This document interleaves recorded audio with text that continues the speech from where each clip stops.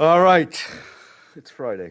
Good afternoon. As some of you just saw, the Secretary General met just now with Ahmed Aboul Gheit, the Secretary General of the League of Arab States.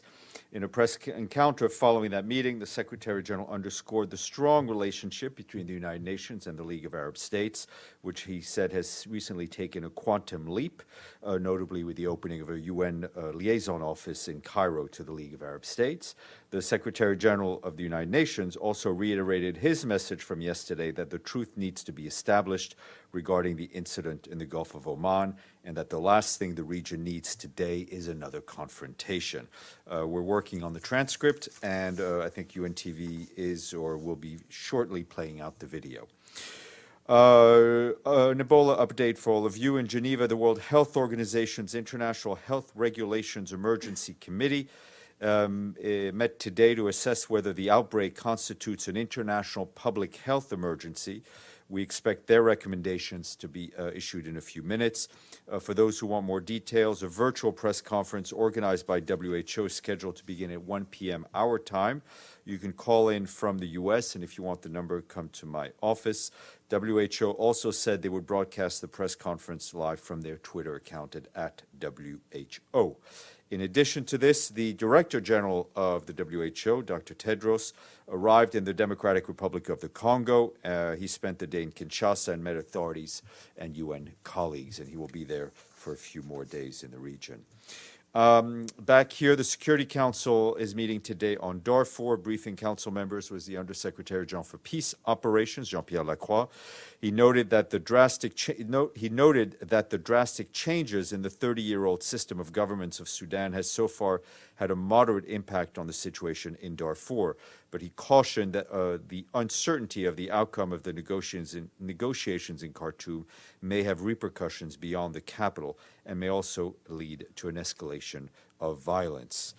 Mr. Lacroix also noted that the mission's final exit in mind, the focus will be on revitalizing the peace process, including through an updated UN African Union strategy on the Darfur peace process, as well as strengthening Sudan's rule of law institutions and supporting long-term stabilization.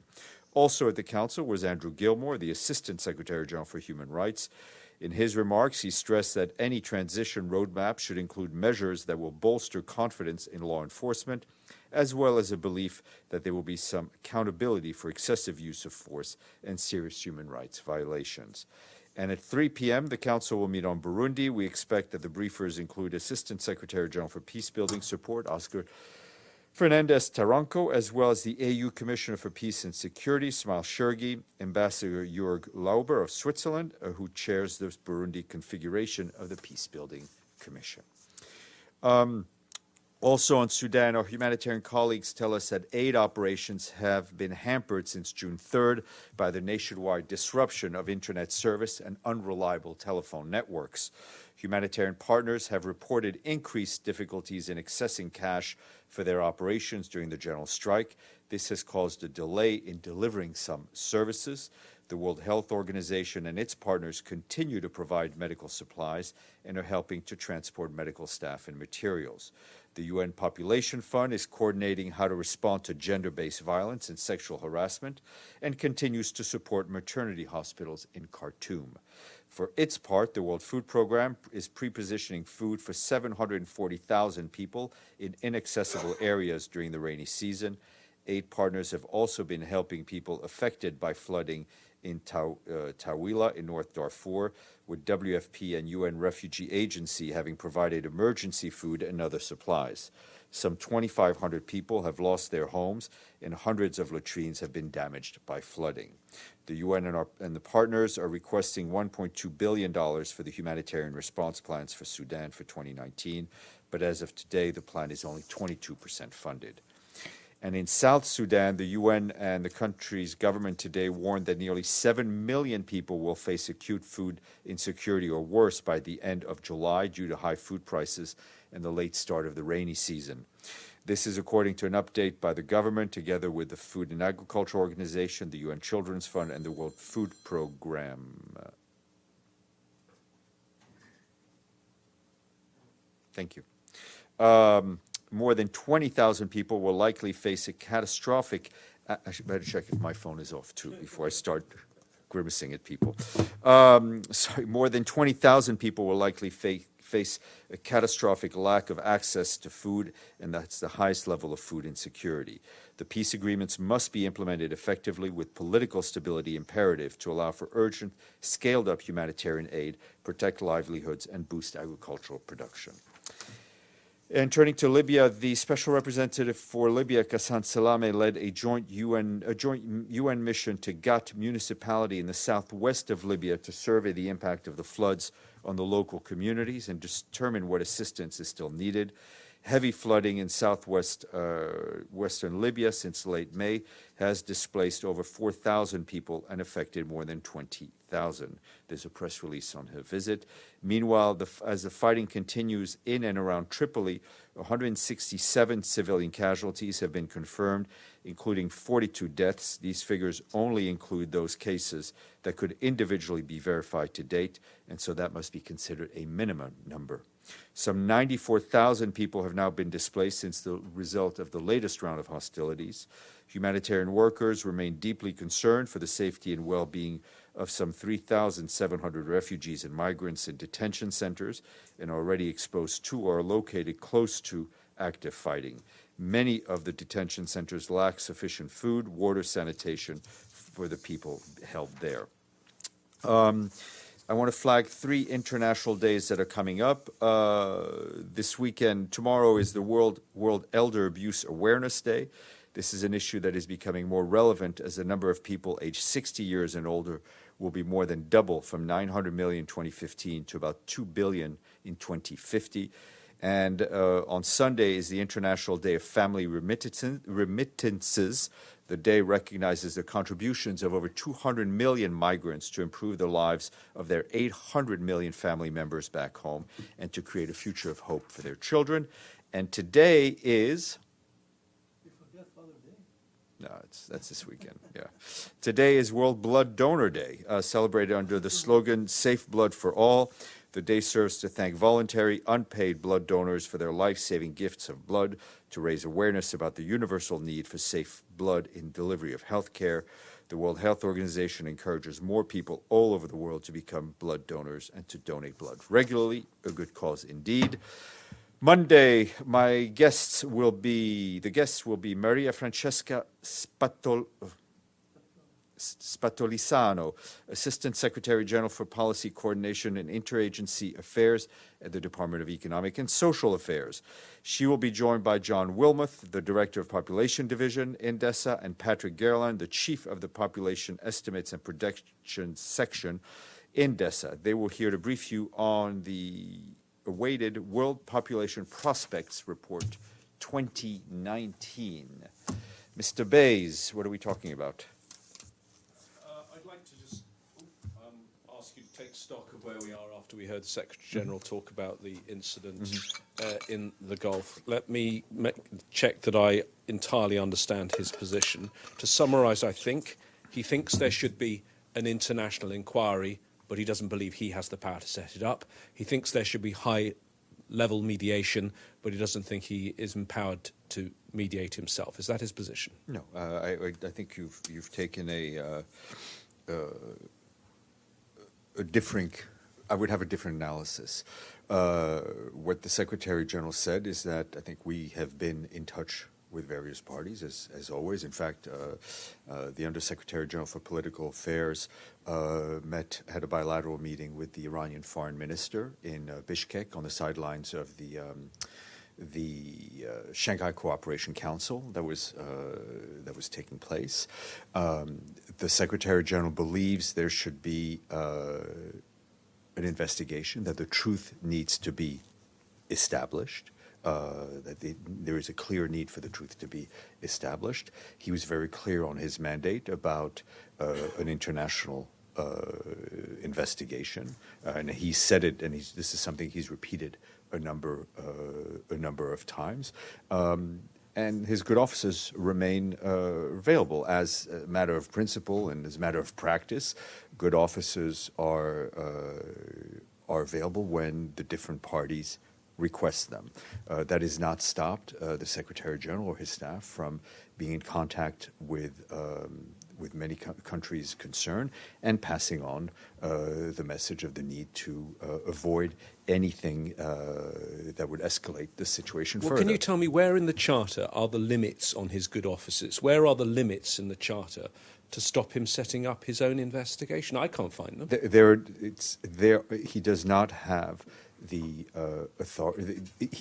Any Secretary General needs a UN legislative body to set up an investigation. That has been the practice for as long as I've been here. Well, does he not need to carve out a more powerful role? And is he not, in effect, shirking his responsibility? No, I don't think he's shirking. At a time of global crisis, he should be leading the diplomacy, and he's finding excuses not to. I don't think he's shirking his responsibility at all. I think he delivered a very strong message in the Security Council yesterday, and the Secretary General is passing on messages, has been clear both in public and in private about what needs to be done.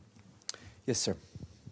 I was wondering if you could tell us about the Undersecretary General for Counterterrorism, Vladimir Voronkov, visiting China. Perhaps like his itinerary. Will he visit Xinjiang region? Is he there to discuss Xinjiang Autonomous Region? Is he traveling with staff, or is it just him? What's the purpose of his trip? Sure. And is he the highest level UN official to visit China on this issue?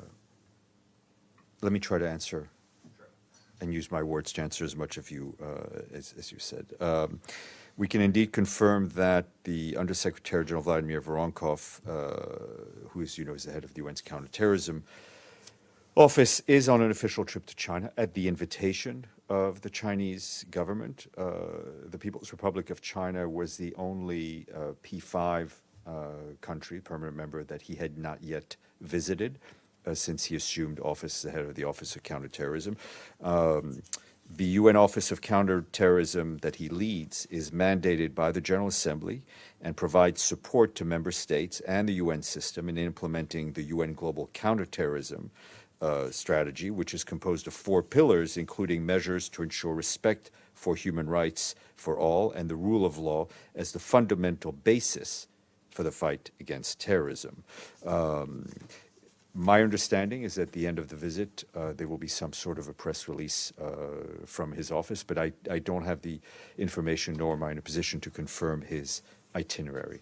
So is this a regularly scheduled meeting, or was he invited apropos of something? He was invited by the Chinese government. As I said, he plans to issue a press release at the end of his visit at some point over the weekend. Yes, madam. Steph, the Office of the High Commissioner for Human Rights announced that Ms. Bachelet will be visiting Venezuela next week. What is the reaction from the Secretary General on this visit in terms of the main goals that they hope to achieve with her visit? She has held back of accepting this invitation. It's been open for almost a year. And during the press statement, it says that she will actually meet with the president of the National Constituent Assembly, which has deemed illegal. So you're talking about the High Commissioner for Human Rights? Yes. Yes, okay. Yes, and during the press release that they was issued in Geneva, they explained she will meet with members of the National Assembly, which include the president, which is Juan Guaido, the president of the National Assembly. However, she also will meet with the members of the Constituent National Assembly, which is very controversial because it has been. I'm aware. Yeah. So, and she will meet with the president of that one. Is there any concerns about what the message could be? The Secretary General is very supportive of the High Commissioner's visit. He's very pleased that the details have been worked out to her satisfaction, so she can have as broad of a conversation as possible with as many actors, political actors, NGOs, civil societies, victims of human rights, that she can. I mean, the important point for a High Commissioner for Human Rights is to be able to speak to as many people as possible, and she will do that. My understanding is that she will have a press conference I think on the 21st at the end of the visit. Yeah. Thank you, Steph. Just a quick follow-up on the visit of High Commissioner Bachelet, whose travel shows that she is at least willing to engage in some sort of a level on the current Venezuelan crisis. But what about the SG? Could this visit lead towards a much broader action by the SG to try to solve and maybe mediate on the dialogues that we understand he's not participating in a lot? We hope that the visit will be an important step in helping the Venezuelan people find an answer to the crisis in which they find themselves. I think things need to be taken one step at a time. I don't want to prejudge the outcome of the visit, but we obviously will be following the visit very closely. And I said it's a step. The fact that the details of her travels were able to be worked out in a way that she felt was sufficient enough to have a broad enough dialogue, I think is a very, very important step forward. Masoud, and then. Again, the question on which is teasing on another Gulf War, which will again destroy the region. I know the Secretary General has met with the Arab League ambassador and everything, but why doesn't the Secretary General undertake trips to the region, especially to Saudi Arabia and Iran and so forth? Because this is becoming serious. I mean, we may be sitting over here and not talking about it. I think no one, Masoud, with due respect, no one is underestimating the seriousness of the matter. That the Secretary General first and foremost, and I think he was very clear in the statement he made a short while ago, very clear in the statement that he made yesterday. He is not interested in trips for the sake of travel. He is interested in helping to move the process forward and trying to lower tensions, and that's what he's doing. So Russia has just said that tanker attacks should not be used as to pressure Iran, basically suggesting that these so-called tanker attacks are what we call staged. So what is the? I think we need the truth. The truth needs to be had in terms of who is responsible for that incident. Yes, sir. Thank you, Stéphane. A follow-up to that question. Has the United States shared with the United Nations any evidence of Iran's culpability in the attacks, and as the U.S. alleges, and that's what I'm asking. The Secretary General told some of your colleagues a short while ago that he had what he had seen from the video that was released is what he'd seen in the media, but he had not been briefed in particular by the U.S. authorities on the content of the video. Yes, Mr. Sato.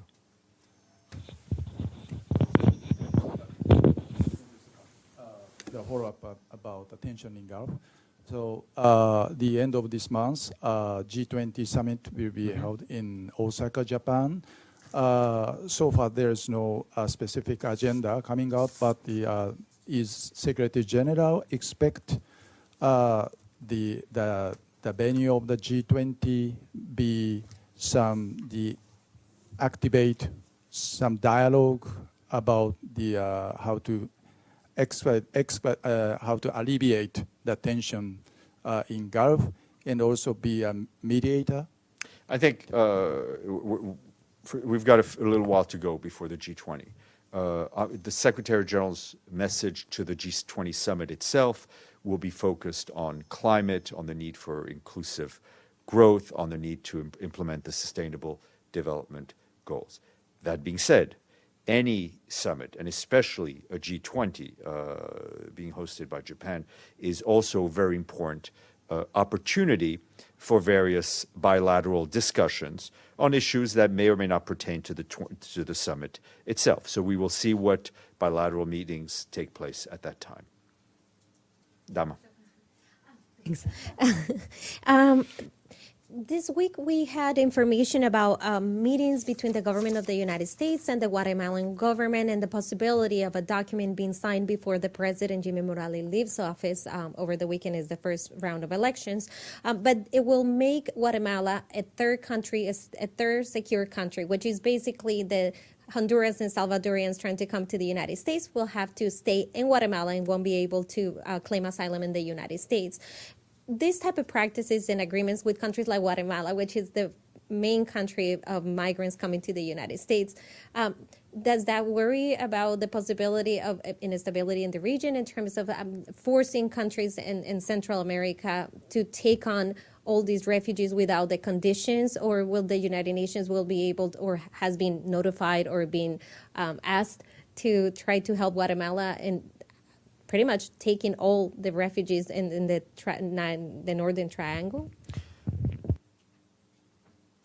Nothing has been signed as far as I know, so I'm not going to comment on a hypothetical document that we have not seen. What is clear is that for the Secretary General, this has been his position since the beginning, is that migrants, refugees need to be respected. There's a certain international body of law, especially on refugees, that need to be respected, and that migration needs to be managed. And that's what the Global Compact for Migration is about. Migration is a thing that will always exist, that exists, and that needs to be managed so we treat people with dignity. Also on Venezuela, I think I just wanted to bring some clarity to the question that was raised yesterday about the UN's attendance in meetings in Sweden. And I can tell you that the UN attended the meetings in Sweden at the invitation of Sweden so as to be informed about the ongoing Norwegian process and to exchange information about the current efforts to promote a peaceful and negotiated solution for Venezuela. Yes, sir. And then we'll start our weekend. Deepak Arora. On this UN AGM's visit to China, as you mentioned about SCO, terrorism issue was raised by the Indian Prime Minister Narendra Modi strongly and by several other leaders. So how do you see that moving forward? Because China can play a role to bring stability in the region as far as terrorism is concerned. I'm not. My understanding is that the trip that Mr. Voronkov is doing is really focused on China. Okay, thank you. Khalas, have a nice weekend indeed.